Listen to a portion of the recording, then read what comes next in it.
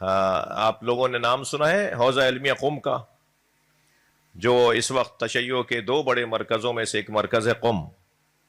قم کے جو مؤسس ہیں وہ حضرت آیت اللہ العظمیٰ عبد الکریم حائری ہیں۔ بالائے سر جب بی بی معصومہ کے آپ زیارت کو جائیں گے تو بالائے سر بی بی کی سرہانے کی طرف جو بہت بڑا ہال ہے، بہت بڑا ہال ہے، اس کے اختتام پر کہہ لیجئے یا اس کے آغاز میں کہہ لیجئے، وہاں قبریں ہیں بزرگوں کی، فقہا کی، مجتہدین کی، مراجع کی۔ آیت اللہ برجردی کی قبر وہیں ہے، آیت اللہ صافی گل، آیت اللہ بہجت کی قبر وہیں ہے، اسی طرف آیت اللہ مطہری کی قبر وہیں ہے، بہت بزرگ بڑے بڑے نام والوں کی قبریں وہاں ہیں۔ ان میں ایک قبر ہے آیت اللہ عبد الکریم حائری کی قبر۔ آیت اللہ عبد الکریم حائری کو ملک الموت نظر آ گیا، نجف اشرف کی زندگی تھی، ان کا دم پیروں سے نکلنا شروع ہوا اور بس کچھ ہی دیر رہ گئی تھی کہ انہیں پھول کی طرح خوشبو سنگھائی جاتی اور ان کی روح ان کے ناک اور منہ سے باہر نکل جاتی اور وہ بالکل ہی اس دنیا سے رخصت ہونے کا ان کا اعلان ہو جاتا۔ کہتے ہیں کہ میرے سینے تک میرا دم نکل چکا تھا، میں ملک الموت کو دیکھ رہا تھا، وہ مجھ سے محبت کے ساتھ پیش آ رہا تھا، مجھے کوئی تکلیف نہیں ہو رہی تھی، میرے ہاتھ پیر کھینچ نہیں رہے تھے، مجھے کوئی اذیت نہیں ہو رہی تھی، مگر مجھے یہ یقین ہو گیا تھا کہ یہ فرشتہ مجھے لینے آیا ہے اور میں اب کچھ دیر کے بعد اس دنیا سے جا رہا ہوں۔ کہا سینے تک میرا دم نکل چکا تھا کہ اچانک آواز دی گئی کہ حسین ابن علی آ رہے ہیں، اور ایک نورانی کرسی میرے سرہانے لگائی گئی اور اس نورانی کرسی پر حضرت امام حسین تشریف فرما ہوئے۔ میں نے، کیونکہ میرے پیروں میں دم نہیں تھا تو میں اٹھ کر احترام نہیں کر سکتا تھا، میں اٹھ کر استقبال نہیں کر سکتا تھا، تو میں نے حضرت سے معافی طلب کی اور میں نے کہا مولا اگر میرے پیروں میں دم ہوتا تو میں آگے بڑھ کر آپ کا استقبال کرتا، مجھے آپ کی زیارت نصیب ہو رہی ہے، آپ میرے سرہانے آ گئے، اس سے زیادہ میری عزت اور کیا ہوگی۔ میں بس آپ سے ایک التجا کر رہا ہوں کہ میں نے سوچا تھا کہ ایک بہت بڑے علمی مرکز کی بنیاد قم میں رکھوں گا،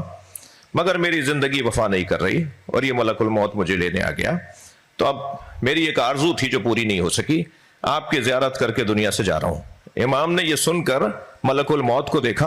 اور فرمایا ہم نے اسے 20 سال زندگی دے دی جی۔ اور آیت اللہ عبد الکریم حائری فرماتے ہیں کہ دوبارہ سے میرے بدن میں توانائی بحال ہوئی اور دوبارہ سے میرے تازگی میری زندگی میں آنا شروع ہو گئی اور میں پہلے سے زیادہ تر و تازہ اور بانشاط ہو گیا۔ اور اس کے بعد میں نجف اشرف سے قم آیا اور قم میں نے پہلے مدرسے کی بنیاد رکھی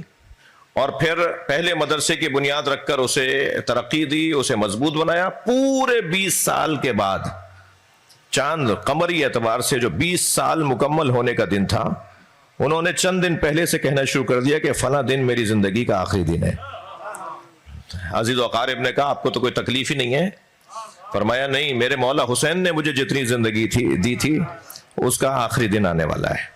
اور صبح جس دن ان کا انتقال ہونا ہے، اور 20 سال پورے ہو رہے تھے جس دن قمری اعتبار سے، صبح سے وہ تیاری کرتے رہے، غسل کیا، اپنے کفن کو تیار کیا، کون مجھے غسل دے گا، کون میرے ساتھ کیا کرے گا، اور پھر نماز مغرب پڑھ کر مصلی سے اٹھ کر بستر پہ لیٹے، ملک الموت ان کو لے کے چلا گیا۔ تو ایسا ہو سکتا ہے کہ اگر ہم قربتاً اللہ صلوات ہم اپنے مولا سے معاملہ کر لیں کوئی، اور بہت ساری مثالیں، میں نہیں، آیت اللہ جو ہے شیخ توسی مرحوم مغفور صاحب مجمع البیان، انہیں تو دفنا دیا تھا نا قبر میں، یعنی ان کا تو ابھی دم بھی نہیں نکلا تھا، ان کا تو دم بھی نکل گیا تھا، قبر میں لٹا دیا تھا۔ قبر میں لیٹنے کے بعد ان کا سانس بحال ہو گیا۔ کیا میڈیکل کے اعتبار سے ڈاکٹر صاحب بیٹھے ہیں ایسا ممکن نہیں ہے؟ ممکن ہے۔ ان کا سانس بحال ہو گیا، وہ تو قبر میں تھے، انہوں نے کہا مولا میں تو ابھی اور کچھ خدمت کرنا چاہ رہا تھا، تو اچانک گورکن آ گیا کفن چرانے، معاف کیجئے گا، کفن چور آ گیا کفن چرانے کے لیے، اور اس نے قبر کھول دی کفن چرانے کے لیے۔ وہ قبر کفن چرانے کے لیے تو نہیں کھول رہا تھا، وہ تو لوگوں کو زندگی دینے کے لیے قبر کھول رہا تھا۔ وہ تو زندہ بیٹھے تھے، وہ تو ان کو زندہ دیکھ کے بھاگا، ڈرا کہ یہ کیا ہو گیا، اور یہ تو چاہ ہی رہے تھے کہ کوئی میری قبر کھول دے۔ اس کے بعد انہوں نے کتاب لکھی ہے تفسیر مجمع البیان، جس کے لیے اہل سنت علماء میں سے ایک بڑے اس وقت پاکستان کے، شاید میرے حساب سے اور شہرت میں بھی بڑے اہل سنت کا سب سے بڑا نام جو ہے، انہوں نے مجھے ایک جملہ کہا، انہوں نے کہا جب ہم تفسیر مجمع البیان پڑھتے ہیں تو لگتا ہے کہ یہ کسی ایسے عالم نے لکھی ہے کہ جس کے گھر میں قرآن اترا ہے، کیونکہ اہل بیت کے گھر میں قرآن اترا ہے نا، یہ اس گھر سے جڑے ہوئے ہیں جن گھر میں قرآن اترا ہے۔ اور کہتے ہیں ہمیں بہت دور دور ڈھونڈنے سے کوئی ایسی بات نہیں ملتی جس کا ہم کوئی جواب دیں، جس کو ہم رد کریں،